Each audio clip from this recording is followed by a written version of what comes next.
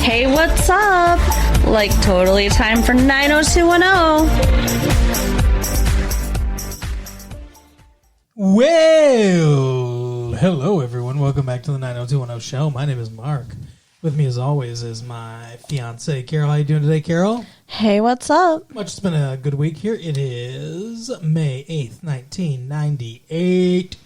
Time's flying by in my birthday month. May 8th. Yep. May Day. It is?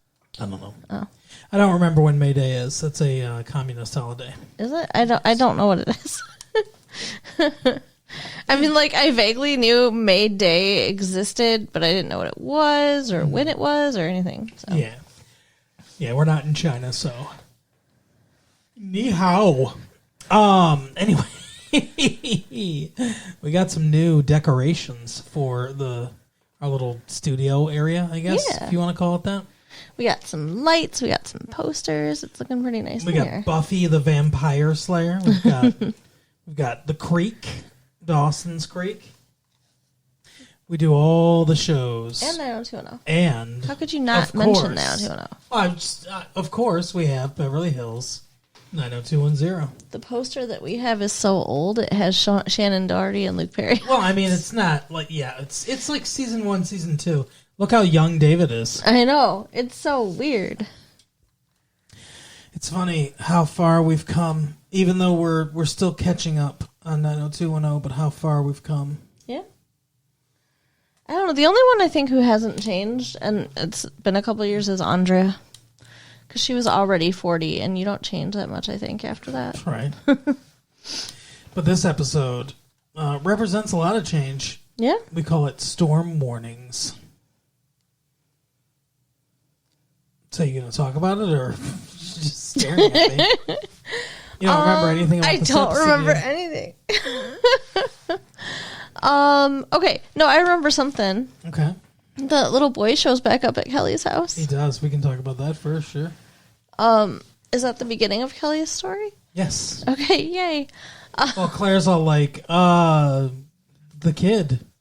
And she's like, yes, the kid. Hopefully he comes back. Yeah, I mean, they're lamenting about it, but they're not doing anything about it, which I said, like, I was kind of disappointed. I figured Kelly would actually go look for him, but she did not. She doesn't need to. No, because he's there. She's used to men finding her, so. I guess. Yes, I guess this little, 9-year-old boy is no exception. Mm-hmm. How old do you think he's supposed to be? He's probably like 11 or 12. Okay. See, that seems dumb for 11 or 12. To be 11 like, or 12-year-olds are pretty dumb. Let me take it off across the country. Because my mom's having a baby. Having my baby. What a wonderful way to say how much you love me. No, that's not happening right now. Don't worry, guys. Song? Oh, yeah. That's not the next bit of news. No. So, yeah, he shows up and she takes him in and she's just acting like he's her kid, basically. Like, she takes him with her when she's going to sandbag a place. That's right. That's such a weird phrase. It is when you say it. No, like, okay, because there's a storm coming. Storm watch. Ha ha. But fuck. Why is that funny? Because I cannot. Thousands of people are dying in Mexico. Ha ha! Typhoons. I connected the dots and I'm proud of me. Oh, gotcha. Okay. But where are they going? Whose house is that? Steve's dad's Malibu, like a beach Malibu house. Barbie beach house? Yes, okay. Exactly. That's where they're going. God, these rich assholes. And they have to sandbag it. Well, they don't hire Mexicans to do it. They do it themselves. I mean, like, they're salt of the earth. Right. What does that even mean, to sandbag a thing? It is so awkward the way you say it. So it's like with levees, right? So water, when there's a storm, the water level rises, okay? And sometimes the water level will rise to the point where it crests over and starts to flood, right? Okay. So they sandbag it to prevent flooding. It's essentially building an artificial wall or levee out of sandbags so that the water as it rises is not going to go into the house. Interesting. Oh, the cat just broke in again. Yep. Gotta love these determined fuzzballs. Right. They just love us. They want to be with us. So that's what sandbagging is. Okay, so who else is going? Brandon's going. What? Yes. What do you mean? Brandon and Tracy are going. Yeah, he asks Tracy Steve and Claire are there. to go. Well, I would assume Steve's going to be there. Oh my God. What? If you're lost, at least allow me to give you some guidance on the episode. You're just fumbling around. Don't look at me like that. You're being mean. You are. Okay. I apologize for being mean. Okay, so go ahead and guide me. What's up next? No. Come on. What do you want to say? You asked who was going there. I was telling you who was going there. Uh-huh. Okay. So Kelly brings the child. That seems like a stupid place to bring a child. Right. And prior to that, she talks to him, finds out that his mom had recently gotten remarried. To Earl. That's his name? Yeah. Weird. Okay. Well, it's weird to me that you remember that or feel it's significant in any way. And then also Earl's kind of a weird name. Okay. Anyway. Some of us remember episodes we watch. You're just... Okay, fine. I won't make fun of you anymore. How about that? Well, that would be boring. But you get to be mad about it. Yes. Awesome. Hey, it's my prerogative. I can be mad whenever It's I my want. prerogative. I can do what I want to do. It's my prerogative. I can smoke crack all day long. So this child, thinks that he's being replaced because his mom remarried and she's having a baby, and he's like, they're going to be their own family and they don't want me around. Yeah, his dad died. It's very sad. Unspecified. Yeah. Mom poisoned him. So Kelly has gone behind his back and called his mom and told her where he is. What a bitch. What? Just the way you said behind his back, like it was nefarious. I mean, obviously it was a good thing to do, but it's just, it's a little deceptive. Mm-hmm. And so then she has the mom show up on the beach where they're sandbagging this fucking house, right? Like, yeah, that's where weird. they are. That's weird. Like, hey, yeah, let me give you directions to the Malibu Barbie beach house where we're sandbagging. Yeah. Like, just go meet her at the peach pit or something. Like, exactly. She's pregnant. She's waddling in the sand. And then she's like sobbing when she calls her. But he's so happy to see her. It was cute. He goes running to her, like he's like that. They didn't even try to find me, but like idiot. Like they're from New Mexico, Arizona, something like that. I don't know. New Mexico, and he's in California. Like how are they going to find you? It's a good question. He ran away very well. High marks for running away. And he didn't even turn to prostitution or drugs. Oh, jeez. Like so many of them do. Well, yet. I mean, I'm assuming he hadn't been gone that long. Yeah, I don't know. I think it would have ended up there, especially because he's a beach bum. He didn't look that dirty. Not yet. No. I have no faith in humanity, so. Cool. It's a nihilistic episode, everyone. So, David goes to see Donna's dad. Mm-hmm. He's talking about, like, I don't know, the stuff from last episode, basically.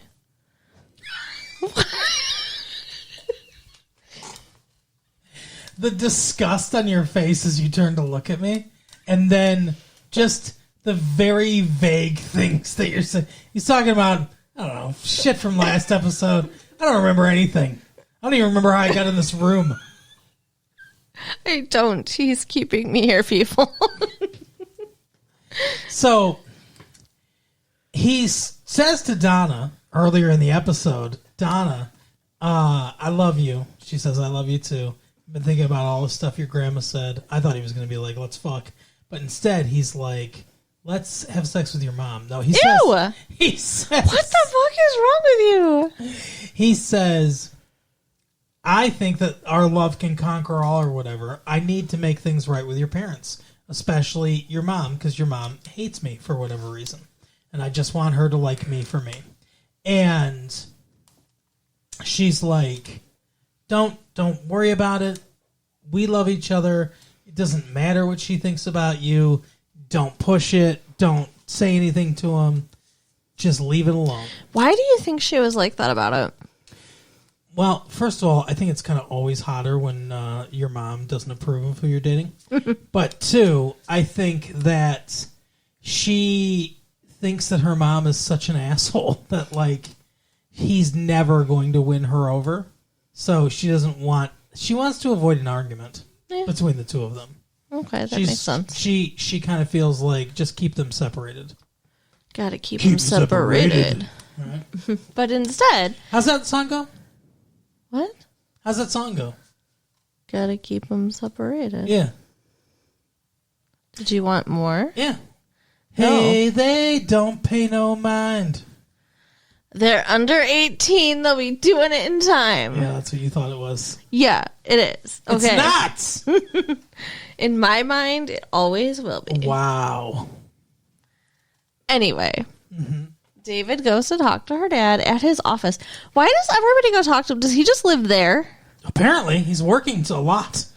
He needs to cut back. Yeah, no shit. Well, I know he will. And God told him to cut back. Right? And while they're talking, like, at first I thought he was just getting upset because, he's, like, undoing his top button and loosening his, his tie and collar. The universal sign of being upset. Isn't it? Undoing your collar. No. Well, okay. I always thought that when guys were, like, nervous or whatever. Or... Maybe nervous. Okay. Well, I thought something emotionally was happening. Ah. But instead, he... David didn't really get a chance to say much. He's talking about how he loved Donna and everything, and how that he wanted to, he wanted to let him know and everything. And he's like, oh, yeah, good, David. And then, obviously, he was dealing with some stuff. Yeah, and so then he collapsed because he had a stroke. Yeah. So, yeah, that was pretty creepy. Did David, like, do CPR, right? Like, didn't he start doing CPR? Because I remember, like, he called for help. Mm-hmm. Didn't he start, like, opening his shirt and stuff? I swear he was undressing her dad on the floor. He had his hand on his chest and, like, his head in his lap. He was cradling him. But no, he didn't start doing CPR or anything like that. Well, that would have been better. They should have done that because then he'd be like, I saved your life.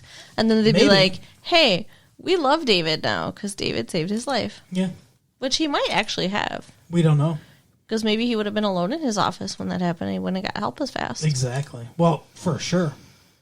So, yeah.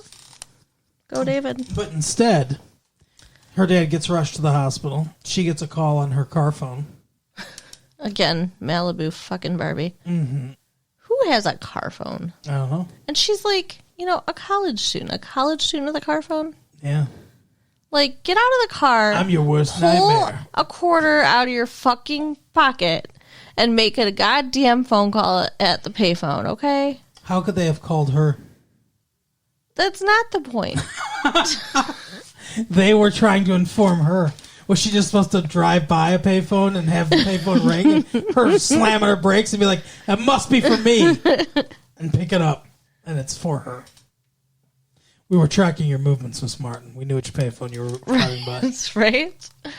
Well, okay, I don't know. She could have at least a pager. But her mom is out of town and or out of the country or whatever. She's on a cruise. So she's like the only like immediate family they have to call. Sure. And so she's sitting by her dad's bedside, and it's like he's like his eyes are open, but it's no good. We went right from her being in the car getting a call to her. Did we see her drive there? Did we see her enter the hospital? Like, what the fuck else is there to say? We saw her stop at the gift shop. Exactly. Pick up some flowers. She got him a teddy bear. No, she they're there at the hospital, and David's there, and the doctor's like, "Whoa, you can't see him. I mean, he looks terrible." Oh yeah. And God damn it. And she starts talking to David, and she's like, "How come you were there, David?" And he was like, "Well, I went to talk to your dad." And she was like, "I told you to leave it alone. This is your fault. You gave him a fucking stroke. Fuck you." She did not say any of that. She did. She said it was his fault or something like that. She did say that. Oh my God, what a bitch. She didn't scream it like that, but she did say that. That's awful. Mm-hmm. I'm very upset with her. Okay. Were you asleep when we watched this episode? What the fuck is going on?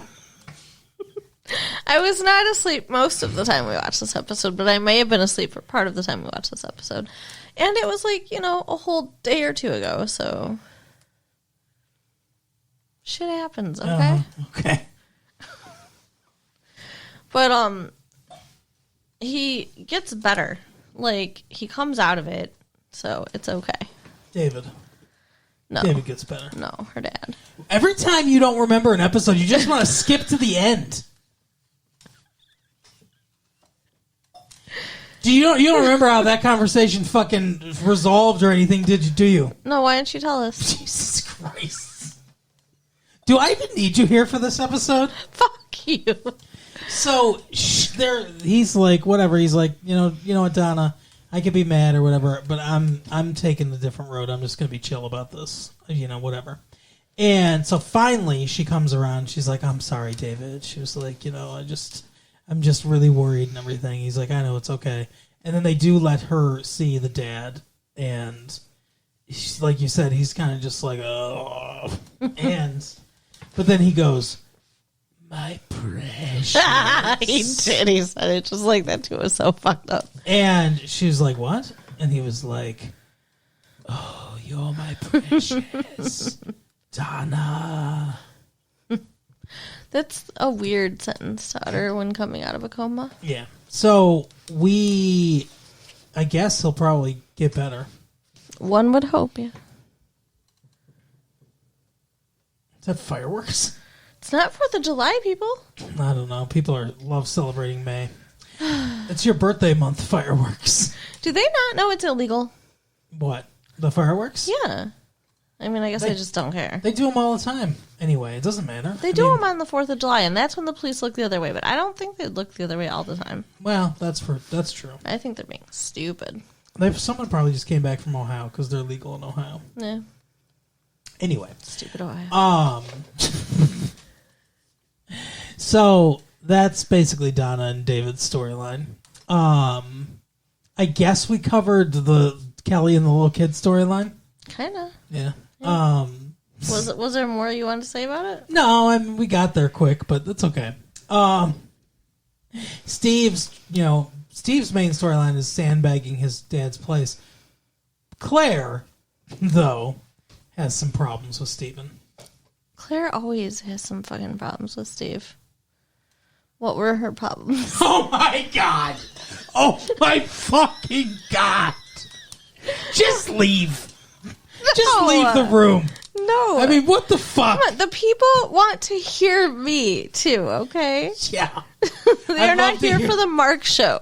They're here for the Carol and Mark show. Oh, my God. So, Claire is complaining to... It's funny how... she's like, hand on her chin listening to me like I'm about to start a lecture. Because she really has no fucking clue what happens. Claire's complaining about Steve at the beginning of the episode because Steve's all like, "Oh, sex. Oh, my quota of sex, please." Yeah. Okay, yeah, I remember that. And she's like, "You know what? I'm going to give this douchebag a bit of his own medicine." So... she goes to the Peach Pit, calls him over there. Al, what's his name? His name's not Al. Al. Mel, what's his name? What the fuck? The fucking dude. I don't know. Nat. Thank you. He says,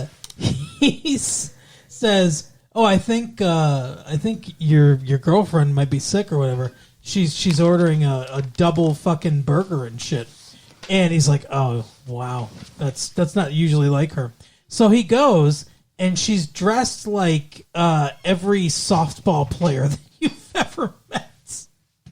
She's got a cut-off flannel shirt on, and she's looking at the paper, and she's like, Rodman, what do they pay this bum for, or whatever.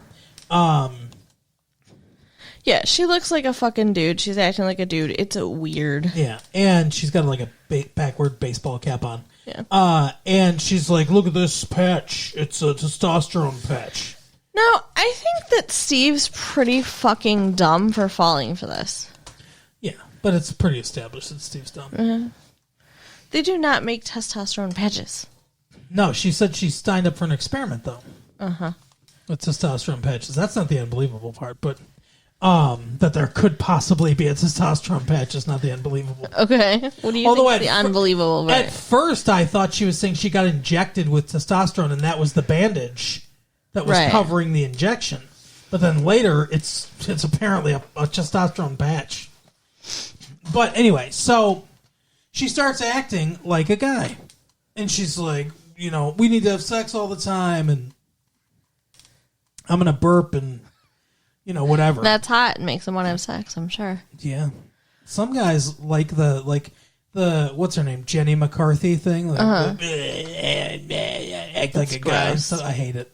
Yeah, that's gross. I agree. But I think the unbelievable part is that Claire is complaining about too much sex because she is like one of the more sex crazed characters in the show. She's letting aliens watch her bang and shit. It's weird. And handcuffing. What? Handcuffing herself to Brandon's bed. Handicapping herself. I mean, that was many years ago, but it did happen, so. Yeah, so, there's not a lot happens with that storyline. She acts like this and everything. She's like, oh. And she's like, come on, let's have sex, Steve, after the storm that never came. And he's like, no, it's too much. How much sex do you think they had for him to be like, no, it's too much? Well, probably a lot. I mean, it's especially because it's only been like 2 days. Right. I can imagine like after a week of sex multiple times a day, every day, you'd be, raw, but... Yeah, he seemed pretty used up. So... She's like, well, you want to know who you've been dating for the past couple weeks? You, Steve. Couple days, yeah. The sign of a healthy relationship when you play act as your partner and make them a fucking monster. Right. Really, really healthy relationship, Claire. Well, I mean, obviously not. They need to break up. I don't like them together anymore. I don't either. It bums me out. They used to be so good together, but now they're awful. Yeah. They're always fighting about something. He's nice, and she's not. Yeah. I mean, yes, he's not that bright, but he is very much nicer She's than her. really smart and an asshole. Yeah. So that's their storyline.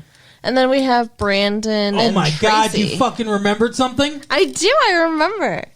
Okay, so for spring break, right? Yeah. His parents sent him tickets to visit them in Hong Kong, 2 tickets. And then and then Tracy's parents invite them to come stay with them on with the horse ranch, yeah. Hey, dude. So Tracy's like, "Hey, Brandon, come with me to my parents' horse ranch." Dude. And he's like, "Oh no, I can't. I got to, go to my parents in Hong Kong." But doesn't tell her there's another ticket. He got 2 tickets. 2 tickets to paradise. And he was talking to Steve about having the 2 tickets. And Steve's like, take me. Yeah. And he's like, and Steve, I think, suggested or asked, take Tracy or whatever. I need to get away from Claire. Right. And Brandon was like, yeah, I'm not taking her. Nah. Brandon was like, nah. I'm not taking her. Oh my God. Yeah, he didn't want to take Tracy. So then Steve just says to Tracy, hey, what's he doing with that other ticket or something like random like that? Nope. Yeah? Nope. Steve brings up the other ticket. Nope. Who brings it up? Valerie. Fine. Valerie brings up the other ticket. Was he even talking to Steve? Oh my god, I'm so lost. This was way later in the episode. Right. He talks to several other people about what he's going to do with the ticket, all this other stuff. And then Valerie says something like, well, you guys will be in Hong Kong or whatever. And she's like, what? Oh, and yeah. He's like, yeah, the 2 tickets that he has to Hong Kong. And she's like, well, I didn't know there were 2 tickets. Yeah, it's not good. How would you feel? They haven't been dating that long. I wouldn't assume. I think they've been dating for several months at least, right? All right, I guess. I mean, to me, it's like, I don't think it's that super serious until it's like a year, and I don't think it's been a year. I don't think it's been a year yet, but I also think that it depends. I think different relationships travel at different speeds. Well, yeah. Ours went really fast. So, yeah. But he does mention that flying a girl across the ocean to meet your parents is a really big step. Yeah. And I agree. It's much bigger than taking someone down the street to meet your parents. Sure. And he's just he doesn't know if he's ready for that step yet. So when Tracy finds out, she's very upset as usual. Like, there's always this fucking drama where, like, she's upset with Brandon because he fight. Is not as invested in this relationship as she is. Yeah, and they also need to break up. Yes, I don't like them at all. Like, maybe they should switch Brandon and Claire, Tracy and Steve. I can actually see it work. What? I mean, I know Brandon's gonna end up with Kelly, but could you see it? I mean, Claire used to want to fuck Brandon like so bad she couldn't stand it, and they're both pretty mature and intelligent people, and yeah, I guess I could see it. It'd be weird though. Yeah, it'd be different. Yeah, that would shake 90210 up if they added a fishbowl. Just everyone threw their keys in. Right. That would be fun. That would be a good porn. Oh my god. Wouldn't it? That'd be great. Beverly Hills 90210 banging. Wow. I don't know. What a great title. Beverly Humps 90210. I mean, Steve already has porn experience. Yeah. So I think they should do it. Yeah, write to the writers. I will. Maybe they'll do it. I mean, we know that Tori Spelling won't be involved, but well, no, for her first time. Her first time should be a gang experience. Right, there you go. The gang is back. Anyway, so that's what happens with them.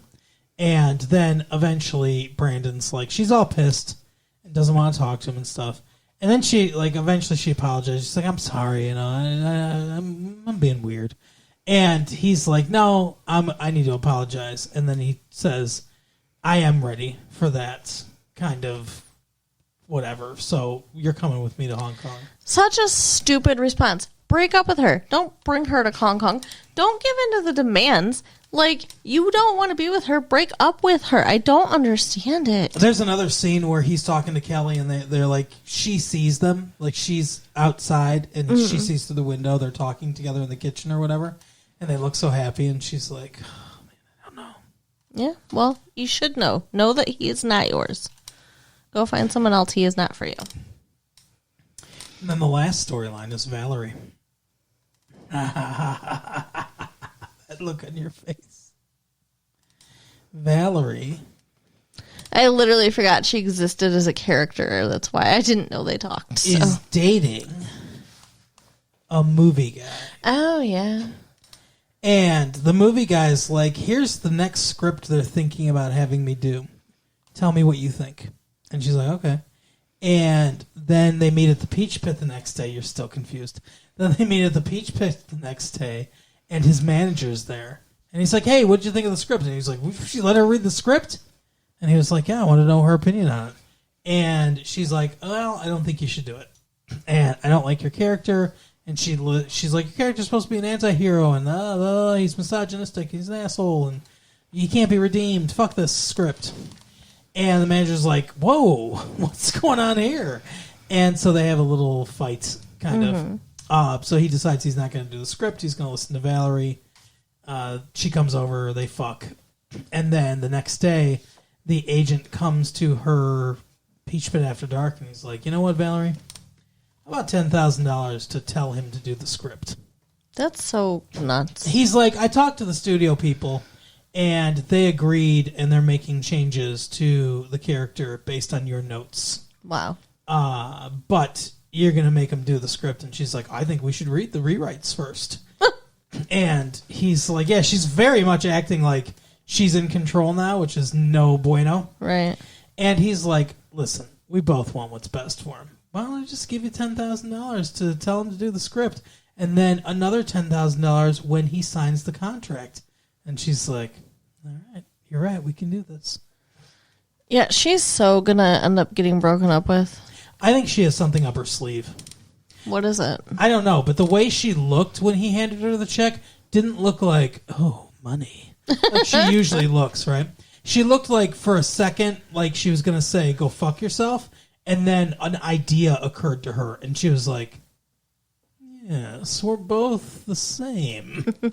So I think she's got something up her sleeve. She's going to say something to the dude, I can't remember his name, Randy, whatever the fuck his name is, and be like, hey, your manager is trying to manipulate you. Fire him. I'll be your manager. Oh, jeez. I'm sure that's what's going to happen. Isn't she busy enough? She's in college. She owns a nightclub. Like, just let the professionals handle it. She is a professional in every sense of the words. Yeah, she's awful. But yeah, that's the episode, Carol. All right, we made it. Oh my god! That's what everyone that's listening to this is thinking. Like, oh my god, it's over.